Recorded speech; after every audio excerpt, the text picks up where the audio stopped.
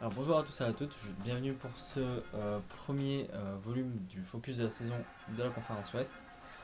Alors je vous avais promis le vidéo sur Russell Westbrook, elle est en préparation, donc elle sera postée dans quelques jours. Elle prend un peu plus de temps parce que c'est vraiment plus compliqué de compléter les données, sachant en plus qu'il y a de nouvelles performances assez récentes que j'aimerais bien inclure. Donc je vais essayer de la poster au plus vite. Alors, donc aujourd'hui, retour sur le début de saison de la conférence Ouest. Alors, on va commencer tout de suite par l'équipe de Dallas, les Dallas Mavericks. Alors, on voit de suite qu'il y a une grande difficulté au niveau de Dallas, à savoir qu'ils sont à 2 victoires pour 10 défaites, donc en 12 matchs. Ils sont derniers de conférence, ils sont 15e, on attendait beaucoup mieux de la part de Dallas. À côté de ça, on peut noter les performances d'Harrison Barnes, qui est à 22,2 points et 5,8 rebonds. Alors, ce qui fait beaucoup de mal à Dallas dans ce début de saison, c'est notamment les blessures, avec les blessures de Dirk Nowitzki, de Deron Williams et de Wes Matthews, entre autres. À côté de ça, on peut noter aussi justement ce rôle d'Harrison Barnes qui n'est pas franchise player du tout. On voit vraiment là un joueur de rang. Peut-être une erreur au niveau du choix du joueur remplaçant pour remplacer Chandler Parsons. Donc si on regarde un petit peu le classement, on se rend compte que les deux victoires sont de 10 points, donc contre Milwaukee et Los Angeles, donc deux équipes qui à la base sont des équipes un peu plus jeunes, donc moins expérimentées. À côté de ça, on a des défaites, dont une lourde contre Golden State de 21 points à Golden State. Donc c'est vraiment l'opposition d'un jeu avec beaucoup de grands au niveau de Dallas contre un jeu donc du small ball, donc jouer avec beaucoup de petits joueurs à Golden State.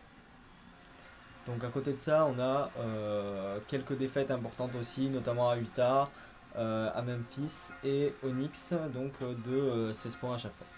Donc on peut, en tout cas j'espère, voir Dallas avec une meilleure figure, notamment avec les retours de Dirk Nowitzki et de Deron Williams. Je pense que malheureusement ce sera trop court cette année pour aller en playoff. Euh, Encore à voir. À voir. Alors maintenant on va passer à l'équipe de la Nouvelle-Orléans. Alors les Nouvelle-Orléans, donc les Pelicans qui subissent un début de saison très très compliqué. Donc on va voir 4 victoires pour 10 défaites. Malgré un énorme Anthony Davis qui a signé notamment un match à plus de 50 points et plus de 10 rebonds. Il faut savoir qu'à l'heure actuelle, il tourne à 31,7 points de moyenne, 11,5 rebonds et 2,1 passes par match. Donc un poste 4 très très en devenir, vraiment très impressionnant. Alors, donc au niveau des résultats, on a eu du nouveau avec le retour de Jrue Holiday. Alors il faut savoir que Jrue Holiday s'est retrouvé au cœur de gros problèmes familiaux, notamment au niveau de sa femme, car sa femme enceinte devait se faire opérer d'une tumeur, ce qui a énormément compliqué le retour de ce joueur. Mais on voit que le retour de Jrue Holiday est très positif pour l'équipe, avec notamment 2 matchs à plus de 20 points. Donc on espère vraiment que après ce début de saison très mouvementé pour lui, on ait un vrai retour aux affaires et je pense que les 2 premiers matchs qu'il nous a fait tendent à le montrer réellement. À côté de ça, on a toujours ce problème en début de saison d'avoir eu une dominance et une dépendance sur Anthony Davis. Donc avec notamment la défaite contre les Lakers de 27 points ou encore celle contre Golden State de 10 points. Donc je pense que la Nouvelle-Orléans sera encore trop courte cette année pour rejoindre les playoffs. Maintenant, à espérer de gros trades la saison prochaine. Peut-être que s'ils tankent cette année, ils récupéreront un choix de draft intéressant. Maintenant, à voir ce que donne le circuit NCAA pour cette partie-là. Par contre, de gros doutes vis-à-vis d'une qualification ou même d'une 10e place. Allez, pour montrer que la Nouvelle-Orléans aurait fait des progrès. Maintenant, on va parler de Phoenix. Alors, Phoenix qui est à 4 victoires pour 9 défaites. Donc, équipe très jeune à l'heure actuelle, menée par un joueur qui s'appelle Devin Booker, qui est en deuxième année. Alors, il a des très bonnes performances pour un deuxième année. Il est à 19,2 points, 2,8 rebonds, 2,5 passes. Il faut savoir que c'est un joueur arrière, gros shooter à 3 points. Il a notamment fait le concours à 3 points au All-Star Game de la saison dernière. Donc c'est pas forcément une équipe que je suis beaucoup. Car malheureusement pour moi les Suns c'est encore la grande époque de Mike D'Antoni. Depuis c'est un petit peu calme. Donc équipe qui à mon avis n'ira pas en playoff clairement. Manque de cadre, manque de solidité autant offensive que défensive. Si on regarde un peu leurs résultats, on a 4 victoires. Ces 4 victoires, il n'y en a qu'une seule à plus de à plus de 10 points. C'est celle contre Indiana, à Indiana, donc de plus 20 points. À côté de ça, on a 3 victoires assez arrachées. Une contre la Nouvelle-Orléans d'un point, une contre Détroit de 7 points et une contre Portland de 3 points. À côté de ça, on a quand même 9 défaites et ces défaites-là, elles se soldent pratiquement toutes par 10 points d'écart. Donc vraiment un gros problème défensif. Il faut se rappeler aussi l'ajout du pivot Wilson Chandler depuis quelques saisons qui malheureusement n'apporte pas ce qui était attendu de sa part parce que c'était un joueur très défensif, notamment sa période à Dallas. Donc pour moi vraiment une déception au niveau de cette équipe là. Vraiment voir la reconstruction déjà la saison prochaine, mais je pense qu'on va avoir du mal à faire évoluer cette équipe là. Donc on va parler maintenant de Minnesota, on va parler des Timberwolves. Alors malheureusement c'est une équipe que je suis depuis très longtemps. Malheureusement pour moi les résultats ne sont pas là. Alors cette équipe est à 4 victoires pour 8 défaites, donc un début de saison très difficile. Elle est portée par Karl Anthony Towns qui est rookie de l'année dernière. Donc il est en deuxième année à l'heure actuelle avec 21,8 points, 8,5 rebonds et 2,3 passes de moyenne. Alors c'est un joueur très intéressant, profil très très grand. C'est lui qui a pris directement la succession de Kevin Garnett au niveau idole de Minnesota. Alors il faut savoir que l'équipe de Minnesota a subi de gros changements cette saison, avec notamment l'arrivée de coach Thibodeau qui est arrivé d'une année sabbatique mais qui était à Chicago la saison d'avant. Il faut savoir que c'est un coach très défensif, il a là un effectif assez offensif, donc il va falloir arriver à le faire défendre. À côté de ça, il a un effectif qui est très différent par rapport à ce qu'il avait à Chicago, avec notamment un pivot fort dominant. Contrairement à Chicago, il avait Derrick Rose, donc un meneur dominant. Là, vraiment, une équipe intéressante, avec notamment des joueurs comme Zach LaVine, qui est le gagnant du All-Star Game de l'année dernière. Qui sont des joueurs très athlétiques. Il y a notamment Drew Wiggins aussi, qui a signé de très belles performances, avec un record en carrière à 47 points. Donc vraiment une équipe d'où on peut attendre du mieux. J'espère vraiment les voir dans ces places 10, 8e cette saison pour que vraiment l'année prochaine il y ait vraiment un gros contender à aller chercher, un joueur un petit peu, pas forcément un franchise player, mais un joueur un petit peu de. Un joueur de rang qui puisse aider cette équipe là, notamment à la main. Alors pour moi, il y a deux choix très importants. Il y a le choix par rapport à Ricky Rubio qui a été gardé, on voit que son retour a apporté des bons résultats. Par contre, le choix de Chris Dunn, pour moi, c'est un très bon choix aussi en termes de coach. En termes de coach, choisir un meneur jeune, talentueux, mais il a un peu de mal à se mettre dans le moule. Alors je pense qu'il faut peut-être prévoir un troisième backup au poste de meneur. Peut-être un meneur, pas forcément un très talentueux, mais un meneur qui a un petit peu d'âge pour justement pouvoir épauler ces deux meneurs-là et permettre vraiment une grande transition. Ça permettrait vraiment de faire évoluer cette équipe là. Si on regarde un peu leurs résultats, on a si on regarde un peu leurs résultats, on a des grosses victoires, donc ça fait très plaisir. On a une victoire notamment de 26 points à Memphis, on a 24 points à Philadelphie, 26 points contre les Lakers. À côté de ça, par contre, dans les défaites, deux défaites pardon, à plus de 20, à 20 points. On a une défaite contre Oklahoma et une défaite contre Memphis. Donc vraiment, à côté de ça, on commence à se centrer sur ce qu'attend un coach comme Tom Thibodeau au niveau de la défense. Donc avec des matchs assez serrés. Donc tout de suite, on parle maintenant de l'équipe de Sacramento, on parle des Kings.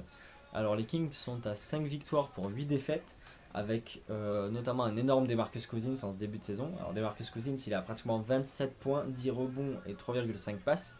Donc c'est des performances assez énormes. Malheureusement, comme dans l'équipe de New Orleans, on peut trouver qu'il n'est pas assez épaulé. Alors, faut espérer que soit il soit tradé dans une autre équipe, ce qui est possible, soit alors que vraiment Sacramento décide de lui apporter les armes pour faire quelque chose, parce que on a vu avec l'apport de Rajon Rondo il y a 2 saisons de ça maintenant, et maintenant son départ, que ça ne marchait pas. Alors qu'il avait un meneur fort dominant à côté de lui, créateur. Il faut vraiment, je pense, un poste 3. Alors on a notamment le cas de Rudiger à régler, où Rudiger a par exemple demandé à être transféré ou à être coupé, clairement. Donc on a un joueur à côté de ça qui a une certaine valeur marchande quand même, Rudiger, mais il faut trouver preneur en fait. Il faut trouver preneur pour ce joueur-là et éventuellement contre quoi. Alors après on a eu des choix assez bizarres au niveau du staff. C'est-à-dire par exemple le choix de recruter des pivots. Je crois qu'on a déjà 2 pivots en couveuse que sont Demarcus et Willy Colestein. Donc je pense que déjà, si on peut déjà s'occuper de ces joueurs-là et à côté de ça apporter des postes 3, des meneurs un petit peu besogneux, là à l'heure actuelle, leur gros problème est à la main. Si on regarde leurs résultats, on a donc sur ces 5 victoires, on a, euh, on a une victoire de 19 points contre Phoenix, mais le reste ce sont des victoires à l'arraché, avec notamment la victoire hier soir contre Toronto qui a été très litigieuse. On a à côté de ça 2 grosses défaites de plus de 20 points contre Atlanta et Orlando. Et à côté de ça, des défaites notamment de 8 points contre San Antonio, où on a vu l'importance de DeMarcus Cousins. De 8 points contre Miami avec un très beau duel Cousins-Whiteside. Et à côté de ça, de 10 points contre les Lakers. Donc c'est des surprises. Enfin, pour moi, le match contre les Lakers est une surprise parce qu'il n'y a pas de vrai pivot dominant aux Lakers. On a dans les postes de pivot, on a Timofey Mozgov. Allez, au poste 4, on a Julius Randle. Pour moi, c'est pas des vraies oppositions par rapport à un joueur comme DeMarcus Cousins qui est là depuis quelques années maintenant. Donc on attend vraiment mieux de Sacramento. Alors ce que va faire Vlad Divac au niveau de la direction, c'est hyper important pour la suite, je pense. Donc on parle tout de suite des Denver Nuggets qui ont pareil un bilan de 5 victoires pour 8 défaites. Alors Denver, c'est une équipe qu'on n'attendait pas aussi haut dans le classement. Personnellement, je les avais mis plus dans les places. En fait, ils sont à peu près dans les places où je les avais mis, c'est-à-dire entre 10 et 15. Je les avais mis plus proches des 13 que des 15. Pour moi, l'effectif est pas assez solide pour tenter d'accrocher les playoffs, clairement. Par contre, j'ai noté pour moi un joueur qui m'épate assez dans un rôle de 6ème homme, c'est Will Barton. Will Barton, à l'heure actuelle, il est à 15,3 points, 4,3 rebonds et 2,3 passes de moyenne. Pour un joueur en sortie de banc, c'est des gros pourcentages. Donc, si on se fie un petit peu au classement, on a 5 victoires, 2 victoires enfin 3 victoires un peu solides contre Boston, Phoenix et Utah. À côté de ça, on a une grosse défaite contre Golden State de 24 points. Mais sinon, dans l'ensemble, des défaites des matchs assez accrochés. Donc c'est une équipe qui peut gêner beaucoup d'autres. Pour moi, il y a 2 événements, c'est notamment au niveau des Frenchies qui ont été. Alors il y en a un qui a été coupé, c'est Axel Toupane. Alors malgré de très bonnes choses la saison dernière, notamment le fait qu'il soit passé par la D-League, qu'il ait réussi à arriver jusqu'à Denver. Maintenant, à côté de ça, il y a aussi le trade de Geoffrey Lauvergne. Alors, donc Geoffrey Lauvergne se retrouve à OKC avec peut-être une meilleure situation pour lui, mais c'est clair que pour Denver, là où il était très peu utilisé, on avait l'impression que le coach lui laissait pas la place pour s'exprimer. Donc, grosse perte pour Denver pour moi, en espérant qu'ils arrivent à retrouver quelques belles heures, parce que c'est une équipe qui peut être intéressante, vraiment à voir. Donc, on va maintenant parler d'Utah. Alors, le Jazz est à l'heure actuelle à 7 victoires pour 8 défaites, donc bilan pratiquement égal. Alors, avec un Rudy Gobert à 9,9 points, 10,5 rebonds et 1,1 passes de moyenne. Alors, c'est vrai que Rudy, on l'attend beaucoup plus haut. Alors, il faut savoir que son gros contrat, il est pour la saison prochaine, à 100 millions sur 5 ans, il me semble. C'est un joueur fort maintenant de la rotation du Jazz. C'est un titulaire très important chez eux. Il est, je pense, un petit peu moins agressif qu'au début de saison l'année dernière. Maintenant, j'espère le revoir à des standards qui sont plus du 13-15 points, 10 rebonds, qui est vraiment son profil. J'ai envie de le voir plus bosser sur ses moves, avoir de vrais moves intérieurs, même si pour l'instant c'est un monstre dans tout ce qui est au niveau de la réception, soit après rebond, soit au niveau des passes pour des alley-oops. À côté de ça, pour moi, la clé pour le Jazz, c'est d'être une équipe très solide défensivement. Après, on a eu notamment l'arrivée de Gordon Hayward qui est très importante. Là en ce moment, Gordon Hayward est blessé. Derek Favors est blessé. Donc on a 2 joueurs du 5 qui sont blessés. À côté de ça, la grosse déception, c'est Boris Dio, malheureusement, qui ne fait pas les stats escomptées. J'espérais un vrai retour de Boris Dio aux affaires. Mais il faut croire qu'il va falloir attendre un petit peu, hein. Je pense que c'est soit une vraie descente, soit alors le temps qu'il faut pour qu'il se remette en place. Après, on sait que ce sera un joueur fort si jamais le Jazz va en playoff. On se rappelle des coups d'éclat qu'il a pu faire avec San Antonio. Donc, au niveau classement, on a des victoires assez intéressantes, notamment le plus 25 contre Philadelphie, le plus 16 contre Dallas. On a une très belle victoire face aux Spurs, donc chez eux, de 15 points. À côté de ça, par contre, on a des défaites qui ne sont pas de beaucoup de points, mais qui peuvent être des petits signaux pour une équipe comme Utah, qu'on attend vraiment en playoff plutôt. Donc par exemple, la défaite contre Charlotte, à Charlotte de 16 points. Ou encore le match retour contre San Antonio, où San Antonio est venu les battre chez eux de 14 points. Donc des ajustements à faire défensivement. Je pense qu'offensivement, ils ont les capacités de se trouver. Ils ont un très bon jeu collectif. Mais être encore plus dur, redevenir cette équipe très défensive qu'on avait vu l'année dernière. Et je pense qu'il y a des chances d'accrocher les playoffs. Donc maintenant, on va parler des Lakers. Alors les Lakers, à ce niveau-là, c'est une vraie surprise pour cette saison. Personnellement, je les entendais pas aussi haut. Je les avais plutôt vus dans le bas de la conférence, encore en reconstruction. Il faut croire que le coaching de Luke Walton est très très bon. Alors, faut noter notamment l'arrivée des recrues tels que Luol Deng, Timofey Mozgov, qui sont des joueurs un petit peu de métier, qui ont du basket, qui ont du vécu et qui peuvent vraiment apporter à cet effectif-là. Il faut noter aussi l'arrivée du rookie Brandon Ingram, qui joue en sortie de banc à l'heure actuelle. Et le développement de 2 rookies qui pour moi se sont vraiment développés, ce sont D'Angelo Russell et Julius Randle. Alors aujourd'hui j'ai choisi D'Angelo Russell qui tourne à 16,1 points, 3,4 rebonds et 4,8 passes décisives. Donc un très bon poste de meneur de jeu avec des actions d'éclat. Ensuite c'est un joueur qui a vraiment ce cachet de Los Angeles, c'est-à-dire d'être un joueur qui est spectaculaire. Donc le gros coup de force de Luke Walton, c'est d'avoir réussi à ramener ce côté showtime aux Lakers, d'aller taper des gros matchs. On va voir tout à l'heure. Bon là ils sont à un bilan égalitaire de 7 victoires, 7 défaites. Notamment après au niveau des joueurs, il y a aussi l'implication de 2 joueurs qui étaient dans l'effectif l'année dernière mais qui avaient beaucoup de mal avec cette Kobe dépendance. C'est Nick Young et Lou Williams qui sont capables de ressortir de vraies performances. Alors on va de suite rentrer dans le vif du sujet avec le classement. Alors dans les victoires importantes, on a une grosse victoire contre Golden State de 20 points qui n'était absolument pas attendue. On a une grosse victoire aussi contre la Nouvelle-Orléans de 27 points, ce qui est plutôt logique.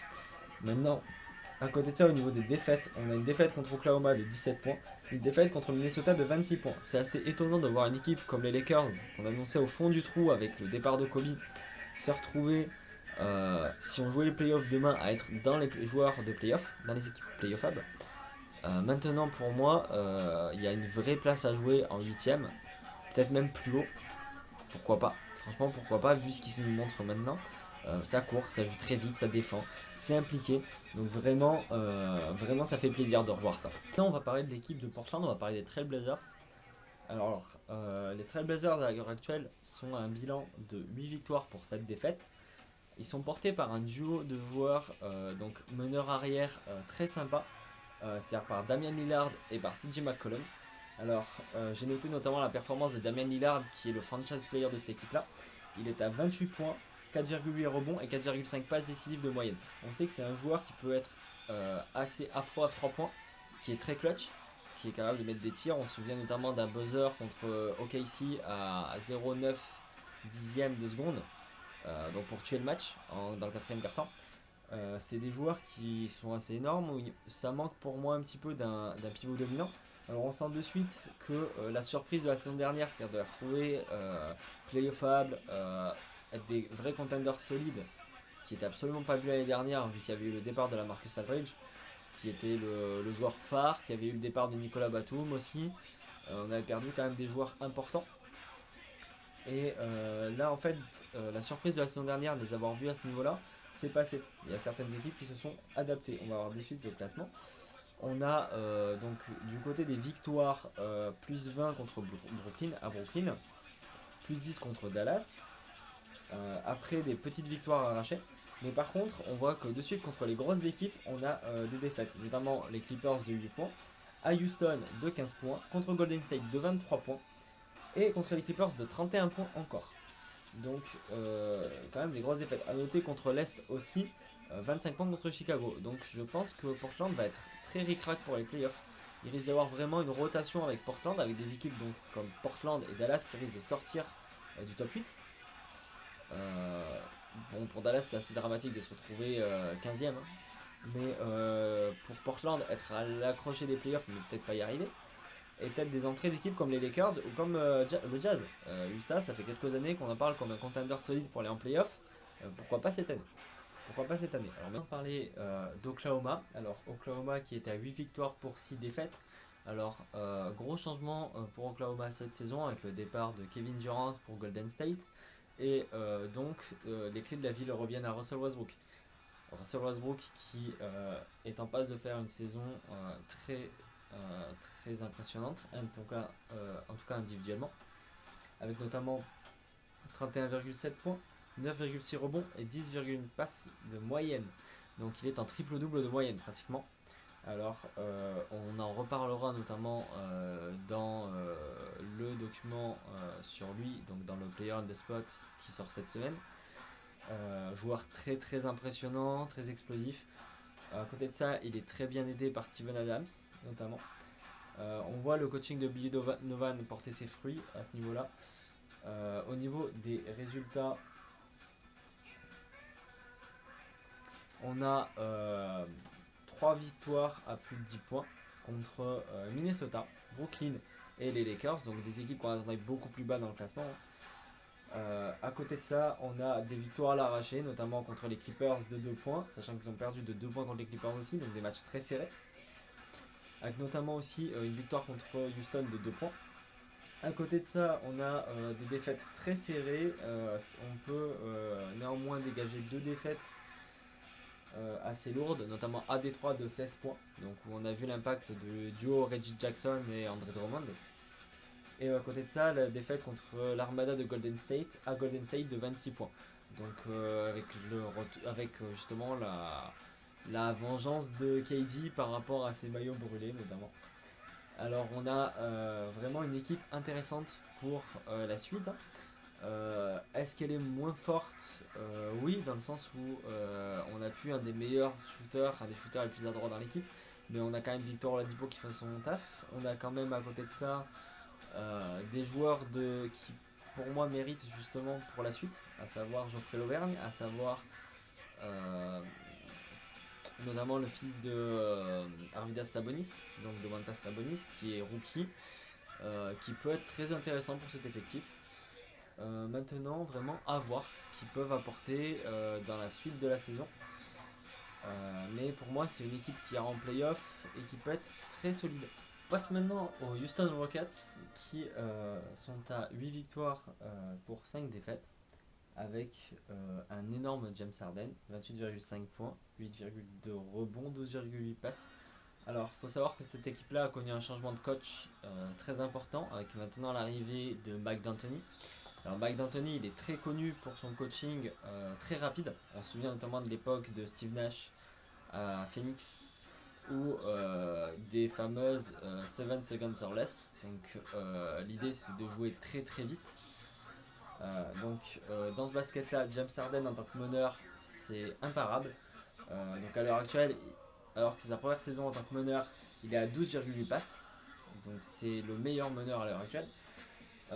Et il plante pratiquement 30 points de moyenne. Donc c'est intenable. À côté de ça, on a aussi le fait qu'il ait fait 4 triple-doubles en 5 matchs, donc soit autant que Michael Jordan lors de ses débuts. Et à côté de ça, on a aussi l'émergence d'un joueur qui était la rotation de Dwight Howard la saison dernière, à savoir Clint Capella, qui est un joueur suisse, qui à l'heure actuelle tourne à plus de 15 points. Donc à côté de ça, au niveau du classement,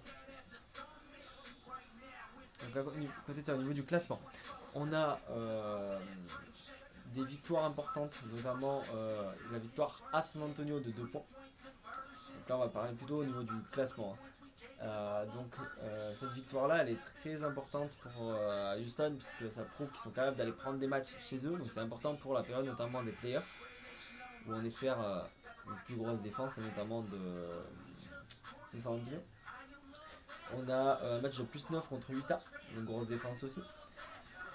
Après des matchs un petit peu moins accrochés, voire pas du tout accrochés, comme celui contre Philadelphie avec une victoire de 27 points. En face, on a des défaites. Alors, on a une défaite de 8 points contre Cleveland. On a une défaite de 15 points à Atlanta. On a une défaite contre San Antonio de 6 points et une défaite à Oklahoma de 2 points. Donc quand même des défaites très serrées, mais ça risque d'être toujours la problématique de cette équipe-là. On peut gagner en mettant plus de 120 points par match, ça c'est sûr. Maintenant, c'est au niveau de ce qu'on encaisse. Avoir vraiment ne pas oublier la défense. C'est ce qui a coûté notamment à Phoenix des possibilités d'aller chercher des titres. Avec ce jeu très vers l'attaque et peut-être un peu trop vers l'attaque. Donc maintenant on va parler de Memphis. Alors les Grizzlies sont actuellement à 8 victoires, 5 défaites. Ils sont 4e de la conférence Ouest. Avec un Mike Conley qui est le joueur ayant signé le plus gros contrat à plus de 153 millions sur 4 ans. Donc il est à 18,2 points, il est à 5,8 passes, donc il confirme son statut. À côté de ça, Memphis dispose d'un effectif assez solide. Alors je parle pas en termes de blessures, je parle en termes, parce faut se rappeler que la saison dernière il y a eu 28 joueurs sous les couleurs de Memphis. Cette saison, il y a des joueurs tels que Vince Carter, qui a 38 ans et qui par contre est capable de planter 20 points dans un match, de prendre feu. On a Tony Allen qui est capable d'éteindre complètement un joueur en face. On a Marc Gasol qui par contre lui est capable de faire un énorme chantier comme de shooter à 3. Donc on a vraiment un effectif très équilibré et vraiment axé sur la défense. À l'image de cette équipe, on a des résultats assez solides. Donc par exemple des grosses victoires notamment contre Minnesota de 22 points. Il y a aussi une grosse défaite contre Minnesota de 26 points. Mais à côté de ça, on a des grosses victoires contre des équipes majeures, notamment on a une victoire contre les Clippers chez eux de 4 points. On a une victoire contre le Jazz chez eux de 6 points. Donc ça c'est des victoires très importantes pour la suite. Par contre à côté de ça on a des défaites, notamment des Clippers à domicile de 11 points qui sont un peu inquiétantes. Donc à voir dans la suite, pour l'instant ils sont classés 4ème, je les vois quand même aller en playoff.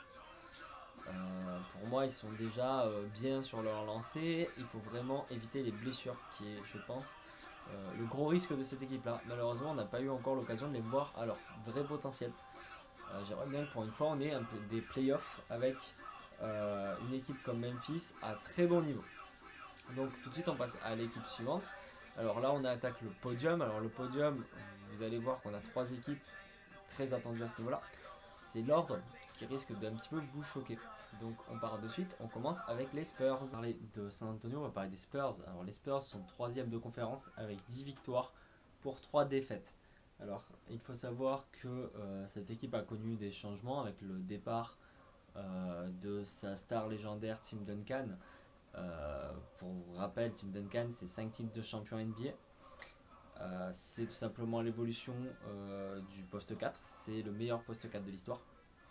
Et à l'heure actuelle, c'est un grand manque parce que c'est un joueur qui a réussi à, entre son attitude, quelqu'un qui était très taiseux, qui était très concentré sur ce qu'il faisait, sa facilité technique, il y a une essence au niveau des moves qui est assez impressionnante. À côté de ça, on a aussi dans son registre le fait qu'il ait réussi à passer 5 capacités intérieures en fin de carrière. Donc on a un joueur qui était en pratiquement double-double de moyenne la saison dernière qui s'en va, donc ça impose de gros changements au niveau de l'équipe. On a aussi le rôle de Tony Parker qui évolue, qui se devient plus un meneur-passeur. Il est plutôt gestionnaire. On va avoir l'augmentation de minutes de Patty Mills, notamment le meneur de rotation des Spurs, afin de pouvoir gérer déjà le départ à la retraite de Tony Parker. Alors même si on ne sait pas encore quand est-ce que c'est, le plus tard possible. Donc ce début de saison a été marqué par notamment 5 victoires d'affilée.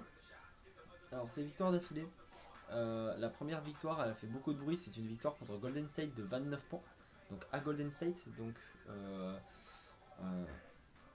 c'était un match avec une cote très élevée. Alors on a depuis le début de saison un joueur qui est très fort dans cette équipe-là, c'est Kawhi Leonard. Alors Kawhi Leonard, il a 24,9 points, 6,2 rebonds et 2,4 interceptions et 2,9 passes de moyenne. Alors il faut savoir que lors de ses premiers matchs, il était avec des matchs avec des grosses perfs de plus de 30 points. Il faut savoir que Kawhi Leonard, c'est plutôt un profil défensif. Donc là, on voit vraiment que c'est lui qui prend les rênes de cette équipe de San Antonio, assisté par LaMarcus Aldridge, qui peut tourner facilement à 20 points. Il y a eu des rumeurs de transfert, mais qui ont été démenties. À côté de ça aussi, il y a la place de Pau Gasol, qui est en train de se mettre petit à petit en place dans le système Spurs. Donc il peut apporter de l'expérience et de la combativité. On a aussi la présence d'un rookie aussi qui lui peut apporter aussi beaucoup en sortie de banc. Donc si on regarde un peu les résultats des Spurs, on a notamment des grosses victoires contre Miami, contre Golden State.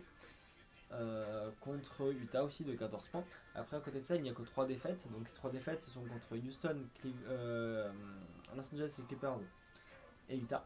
Alors, celle de Houston est de 2 points, donc c'était match serré. Il y a eu une victoire contre de 6 points contre Houston. À côté de ça, on a une défaite lourde contre les Clippers de 24 points et une défaite de 15 points contre Utah. Donc, il faut savoir que ces 3 équipes-là sont de futures équipes de playoff. Donc c'est pas forcément des gros signaux d'alarme parce qu'on sait que Greg Popovich profite de certains matchs pour reposer ses joueurs. Maintenant, il faut vraiment attendre cette équipe-là en playoff. Pour moi, le grand tournant, c'est de les revoir en finale de conférence en playoff. Ce qui déjà pour moi serait une très grosse victoire. Bien sûr, si on pouvait aller chercher encore un titre, ce sera encore plus beau. Mais compliqué au vu du roster. Maintenant, si Kawhi Leonard continue sa saison comme ça et qu'il va en playoff comme ça, va falloir faire très très attention pour les équipes qui vont rencontrer les Spurs. C'est une équipe à laquelle je crois, même si j'ai peur que physiquement ce soit juste. Entre Manu Ginobili et Tony Parker qui sont les deux tauliers, mais en même temps deux des joueurs les plus âgés. Ils sont capables de faire des éclats, on l'a vu avec Tony Parker à 21 points dans un match récemment. Vraiment à voir. À voir pour la suite. On passe tout de suite à la deuxième équipe. Alors étonnamment, c'est les Golden State Warriors. Alors Golden State est à 11 victoires pour 2 défaites avec l'intégration d'un joueur fort et d'un joueur phare qui est Kevin Durant, donc MVP 2014. Donc Kevin Durant qui, suite à son départ de Oklahoma pour quitter sa zone de confort, a rejoint les anciens champions, donc les champions 2015, Golden State Warriors. Alors, donc il s'est parfaitement intégré au jeu small ball de Steve Kerr, apportant toute son adresse, avec notamment 27,9 points, 8 rebonds et 4 passes, 4,4 passes de moyenne. Donc un joueur qui est devenu clé dans cette équipe-là pour la quête du titre, parce que il ne faut pas oublier que Golden State l'année dernière a perdu en finale après avoir battu le record des Bulls de nombre de victoires en saison régulière. Donc ils ont fait 79 victoires.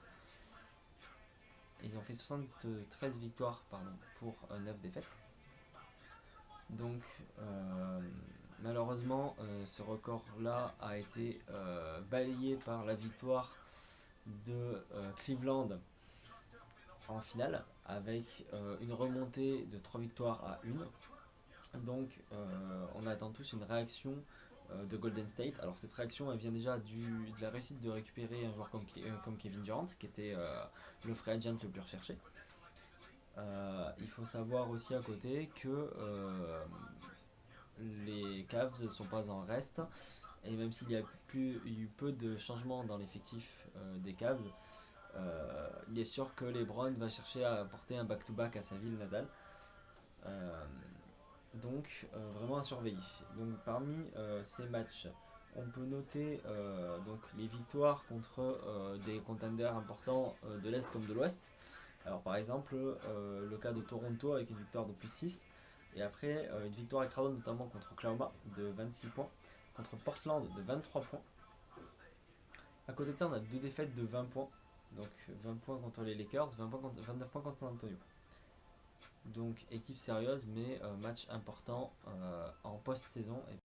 Et donc maintenant, on va parler de l'équipe des Clippers, qui est première du classement.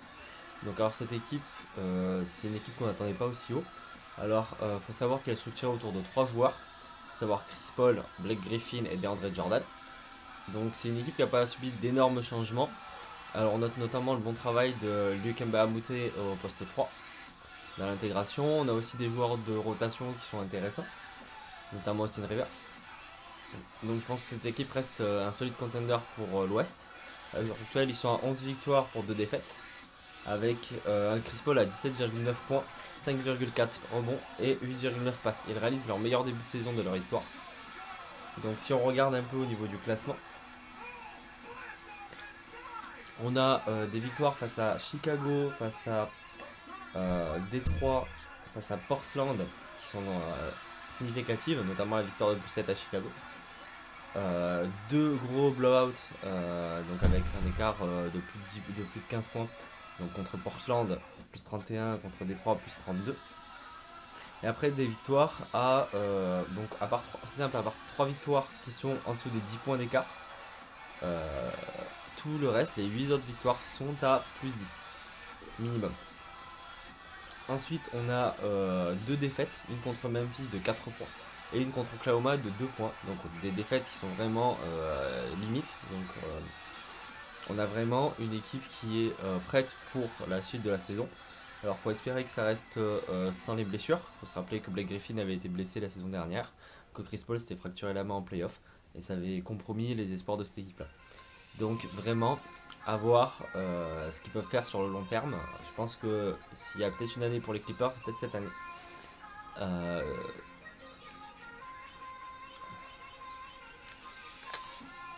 C'est une équipe qui, à force du travail, avec les capacités de Doc Rivers au niveau du coaching, peut vraiment avoir une carte à jouer en fin de saison. Et s'ils se maintiennent dans le top 3, avoir vraiment des matchs plus faciles et peut-être déjà aller en demi-finale de conf, voire en finale facilement. On se rappelle du revers contre Portland la saison dernière, compliqué, très compliqué après une bonne saison. Donc sachant que Blake Griffin en plus était blessé à la main pendant la saison suite à un coup de poing contre un des membres du staff. Donc vraiment à surveiller. Vraiment équipe à surveiller s'il n'y a pas de blessure. Donc c'est la fin de cette vidéo. Donc je vous souhaite à tous une bonne journée ou une bonne soirée pour ceux qui la regardent le soir. La prochaine vidéo donc sur Russell Westbrook devrait pas tarder. Et à côté de ça, je vous laisse.